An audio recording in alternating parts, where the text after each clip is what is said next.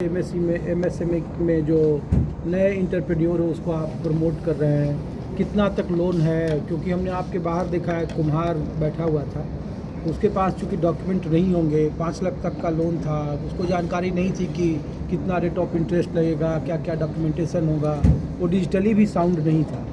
तो इस तरीके के जो एमएसएमई में नए इंटरप्रेन्योर है उसके लिए क्या बिजनेस मॉडल है सर आपका? ये देखिए, आज जो इस नोएडा में हमने एमएसएमई आउटरीच प्रोग्राम आयोजित किया है, इस तरीके का कार्यक्रम आज पूरे देश में 220 सेंटर में एमएसएमई क्लस्टर्स में हो रहे हैं। उद्देश्य हमारा है कि एमएसएमई की जो स्कीम्स हैं, बैंक की स्कीम्स और भारत सरकार की जो एमएसएमई सेक्टर के ऊपर जो स्कीम्स हैं, उनको लोगों तक पहुंचाया जाए।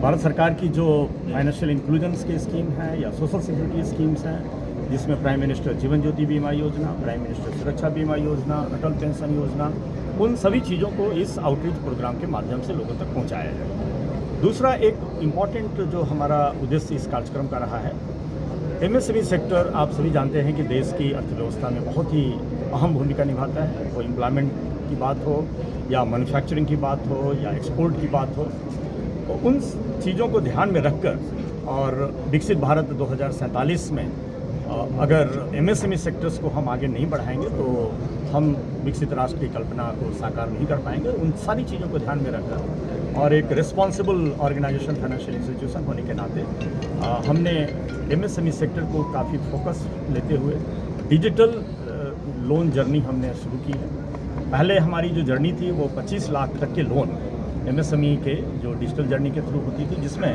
कोई पेपर की रिक्वायरमेंट नहीं थी, किसी भी तरीके के डॉक्यूमेंट की ज़रूरत नहीं थी। पूरी जर्नी आप हमारे जो भी एमएसएमई एंटरप्रेन्योर है वो हमारी साइट पे जाके या हमारे किसी भी ब्रांच के स्टाफ के साथ मिलकर टैब पे जाकर हमारी ब्रांच असिस्ट करेगी उसमें, जिसमें लोन का सैंक्शन, लोन का डॉक्यूमेंटेशन एंड लोन का डिसबर्समेंट, ये पूरा का पूरा डिजिटल था और डिजिटल है।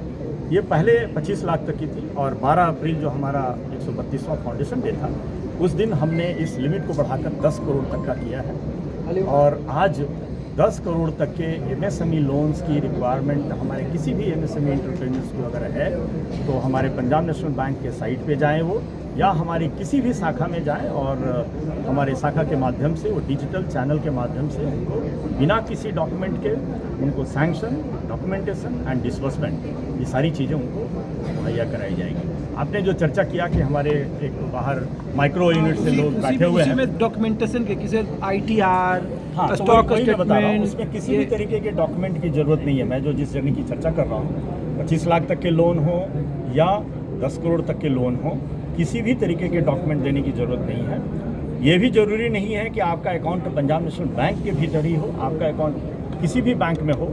आप हमारी इस डिजिटल एमएसएमई जर्नी में जाइए और उसमें आप लॉगिन करके आप अपना सारी डिटेल्स अपना केवल दीजिए। आपका हो सकता है ये क्वेश्चन होगा कि भाई ऐसे लोग हों जो प्रोजेक्ट रिपोर्ट भी तो नहीं जमा, उसमें डिजिटल के ऊपर कैसे जाएंगे, वो अनअवेयर हैं, उसके लिए हमारे ब्रांच के स्टाफ उनको पूरी सपोर्ट करेंगे, उनको असिस्ट करेंगे। लेकिन वो लोन जो सैंक्शन हम करेंगे वो डिजिटल के माध्यम से ही करेंगे। इसका पर्पस ये है कि पूरी जर्नी जो है ट्रांसपेरेंट रहेगी और एक हैसल फ्री वे में कस्टमर को एमएसएमई का लोन दिया जाएगा। और सारा लोन जो है वो हमारे CGTMSE लोन में कवर होगा। अगर वो मुद्रा लोन है तो CGFMU जो लोन है, भारत सरकार की जो गारंटी स्कीम है, उसमें कवर होगा। किसी भी तरीके के कोलेटरल सिक्योरिटी की रिक्वायरमेंट नहीं है। और मैं आपके चैनल के माध्यम से ये ज़रूर लोगों से अनुरोध करूँगा कि आप अपना अगर कोई नया स्टार्टअप खोल रहे हैं या कोई भी नई इंडस्ट्रियल यूनिट लगा रहे हैं या कोई माइक्रो यूनिट लगा रहे हैं, आप डिजिटल एमएसएमई के माध्यम से पंजाब नेशनल बैंक के साथ जुड़ें और इन सुविधाओं का लाभ लें। ठीक है, बहुत बहुत कभी कभी आपको 50 लाख, 25 लाख, 30 लाख की छोटी छोटी मशीनरी की जरूरत पड़ती है, जो आपको लगता है कि आप इसी के बारे में बात कर रहे हैं। उसमें हम लोग ओपन टर्म लोन देते हैं, जिसमें वो open term loan sanction initially हो जाता है। उसको जब भी आपकी मशीनरी की जरूरत होती है आप इमीडिएटली ले सकते हैं। हम आप तक पहुंचेंगे, हमारी टीम आप तक डिटेल्स में आपसे बात करके आपकी सोल्यूशन देगी। Thank you sir. Due to time constraint एक लास्ट और हमारे कस्टमर वो पीछे खड़े हैं। सभी को नमस्कार सर। एक समस्या है कि ये साइबर क्राइम जो चल रहा है, खातों को लॉक कर देता है और वहां से लॉक होने के बाद उसमें अगर किस कस्टमर पैसा भी डाल दे तो फिर पैसा नहीं निकलता है। बाई चांस कस्टमर के खाते में कहीं से 2000 भी रुपये आया तो उसमें 50,000 रुपये वो भी बंद है। वो निकाल नहीं सकता। तो उस समस्या में क्या किया जाए। दूसरा एक समस्या ये है कि ग्रामीण क्षेत्र में जनधन के तहत कुछ छोटे खाते खोले जाते हैं। अब कस्टमर खाता खुलवा लेता है बैंक मित्र के द्वारा और उसमें क्षेत्र एक्वायरमेंट का है, पैसा ज़्यादा आ जाता है, तो फिर वो पैसा निकलता नहीं है। वो कह देते हैं कि जी आपका तो 50,000 तक का है, 1 लाख तक का है, इससे ज़्यादा नहीं निकलेगा और 1 साल से पहले खाता बड़ा नहीं होगा। तो ऐसी समस्याओं के लिए थोड़ा सा सुझाव दें। धन्यवाद। आपका 2 प्रश्न है। एक है कि अगर किसी साइबर क्राइम में कोई छोटा अमाउंट, जैसे आपने बताया 2000 का कुछ फ्रॉड हुआ है या कोई अनअकाउंटेड मनी कहीं से आया है जिसके कारण आपका पूरा अकाउंट फ्रीज कर दिया गया है, इसका solution already ministry of home के द्वारा और आरबीआई के माध्यम से अभी नई गाइडलाइंस आ गई है कि जिस अकाउंट में जितने अमाउंट के फ्रॉड ट्रांजेक्शन्स हुए हैं या कोई अनऑथराइज्ड अमाउंट क्रेडिट हुआ है उतने तक के ही अमाउंट को फ्रीज किया जाएगा, रिमेनिंग अमाउंट को अनफ्रीज कर दिया जाएगा। सपोज किसी अकाउंट में 5,000 रुपये के कोई अनऑथराइज्ड क्रेडिट आए हैं जिसकी डिटेल्स